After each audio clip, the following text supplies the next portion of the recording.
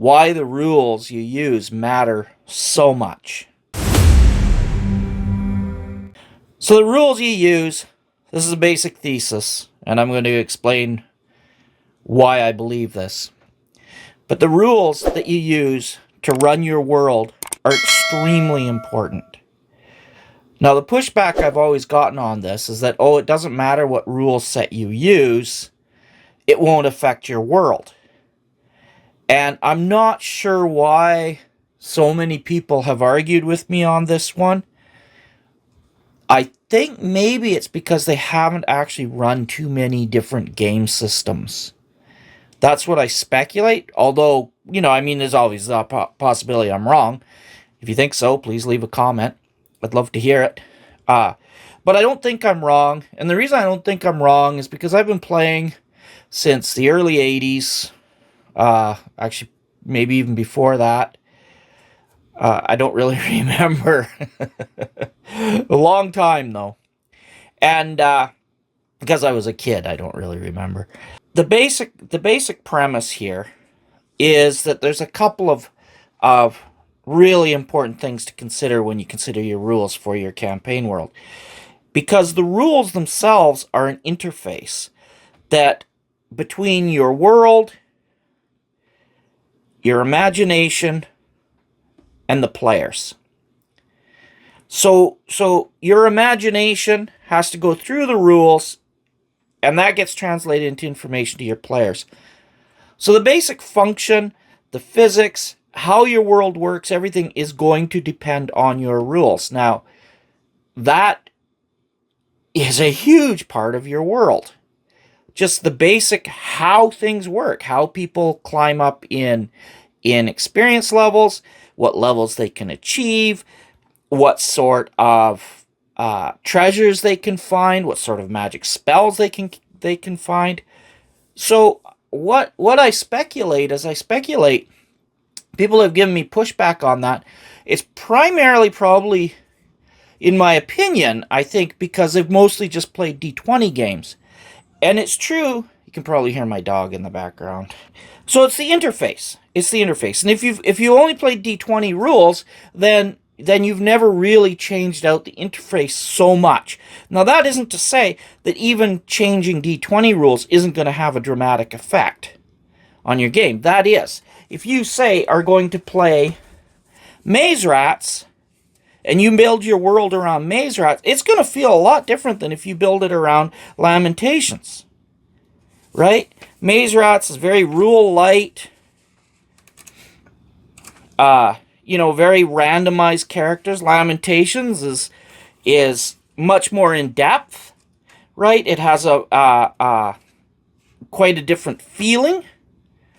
More rules. It's going to change. It's going to fundamentally change how your world feels when you go through that. Now, that isn't to say you can't homebrew the living hell out of a game and basically turn it into the same game or into a game that is going to reflect how you see your world. I mean, you certainly can do that, but in my experience, most DMs don't do that, or most GMs don't do that.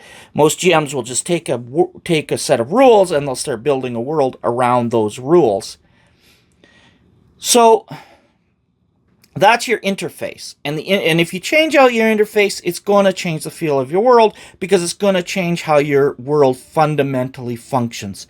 How skills work, how challenge ratings work, how difficulties work, how encounters work, how money works, how spells work. Everything changes out and changes. And that just absolutely changes the feel of a world. So the other thing about it is if you take a game like Morkborg, as I said in my review of it, the strongest point about Morkborg, in my opinion, is that it's an art board. It's an art board for a campaign world, and they added some rules to it. But fundamentally, what you have here is the feeling of a world because of the artwork. And you get a feeling, say in a game like Old School Essentials, you get a very different feel from the artwork in it. And it's going to fundamentally change the feel of your game. The magic spells work differently. The the expected effects of things is different. A world based on old school essentials is going to feel a lot different than a world based on Morkborg. Likewise, these are both going to feel extremely different than a world based on Rolemaster. Rolemaster is very complex, very in-depth, extremely crunchy. We're talking old school, very goodness here. Old school art. It's not going to feel anything like Morkborg. Now, you can modify the living hell out of this game and make it feel like Morkborg. You can try and do that, and you might be successful, you might not. But again, from my experience, people, when they create a world based on, or use a rule set to create a world, that world really changes, or the rules really change the world, not vice versa. So, and then as an example, we've got say Rolemaster, and Rolemaster, this is a version of Rolemaster for Middle-earth. They had to change the whole rule set to make Rolemaster, which feels very much Middle-earthy to me, but this feels even more Middle-earthy. And they did a really good job, in my opinion, of making Rolemaster feel even more like Middle-earth. Now, if you want to make Morkborg feel like Middle-earth, you've got quite a challenge ahead of you. It can be done. Now, I'm not saying it can't be done, but I'm just saying that fundamentally what I have found is people don't do that. And that's why it's important to check, to pick your rules carefully. And the rules tell how your world works.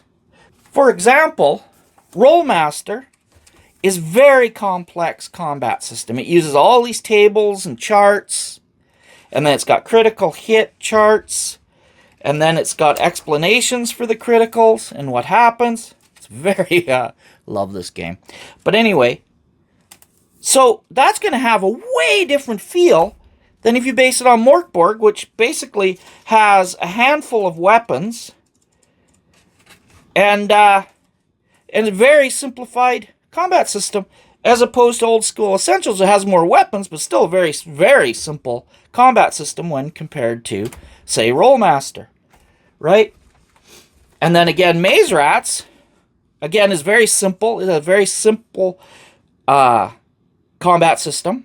So it's going to fundamentally feel different than all of these, because it's a different combat system. So that's how come you have to really, in my opinion, consider, if when you're creating a new world, what your world's going to feel like for what rule system you want. So I hear all the time people, oh yeah, I play D&D 5e. I say, yeah, but D&D 5e worlds all have a certain feel to them. If you try a different rule set, you can make a world with a different feeling, with a different ambiance, if you like, because you're using different art boards, using different art, you're using different mechanics, you have a different interface for the world. And that's what I think is really fun. So even if you take a rule set, say like Swords and Wizardry, when you have a different Swords and Wizardry, now you may ask yourself, what's the point? You've got this run here, so what's the point of this one? Well, this one's the more advanced one. This is the free version. But aside from that, if they were both the same, what would be the difference? Well, let me tell you. It is, this one's a neat version because it's all female art in here. I thought that was really cool. But again, the difference is the artboard. The difference is the artwork. The artwork is going to have an effect on your world. It just is. That's as opposed to Swords and Wizardry, which has totally different artwork. And it has an effect. And then the other effect of the rules that's like really important, I think one of the reasons D20 is so popular, D&D is so popular, is because it's essential that you be familiar with the rules. You need to really actually understand how the worlds work, because without knowing how the worlds work, or how the rules work, and having a very good understanding of the rules, then you could end up with inconsistencies, And you can end up with distractions as you quickly, oh, how does that work, right? And you got to look up a rule. You have to look it up in the middle of the game. That's terrible. If you watch my video on the flow state, looking up rules in the middle of a game breaks the flow. Like, that just kills it dead. You do not want to be in that situation. It's all right to look things up. Like, I got so quick, as you can see, I've got tabs here. So when I was playing Rollmaster, I just got so quick at looking stuff up. I just didn't have a problem. It didn't break the flow at all. But that's because I got very familiar with the rules. And that familiarity helps keep you from those distractions of having to look things up. But it also keeps you from inconsistencies. Because you might think, oh, I don't have to look up the rules. I'll just make up something on the fly. Well, yes, that's a good thing to do. As long as when you have to do it again, you make up the exact same rule. Because any inconsistencies, nothing breaks flow worse than inconsistencies in a game. So if you make up a rule, you want to make sure you make up the same rule the next time. What I generally find myself doing is noting them down on a piece of paper, and then those become my homebrew rules. Because I don't want to break the flow. I don't want to break the flow and have to look up a rule. If I'm going to house rule, then I want to make sure that house rule stands forever. That's just how it's done now. And I don't go back and look up how the rule actually works and then change it. Nothing destroys a game faster than that. It destroys the flow faster than that. So that's the other thing, is why the rules are so important. Because you really need to know the rules so that you stay consistent and so you minimize distractions. So I'll just to summarize. The rules are the interface. They define how your world works. That has a fundamental effect on your world. The rules themselves are an artboard, which give your world a certain flavor, a certain feeling.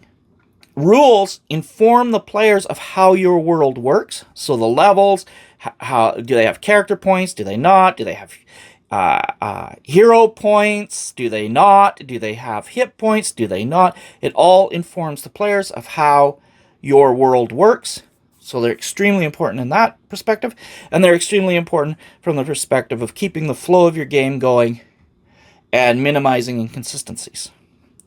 How well you know the rules. Alright, that's my video. It's just quick. It's probably fairly obvious to a lot of you, but I just thought I'd cover it because I've gotten so much pushback previously from mentioning this, so I just thought I'd make a better, clearer explanation. Alright, thanks for listening. And I hope you enjoyed this video, and I hope you'll come back for more videos. All right, take care. Bye.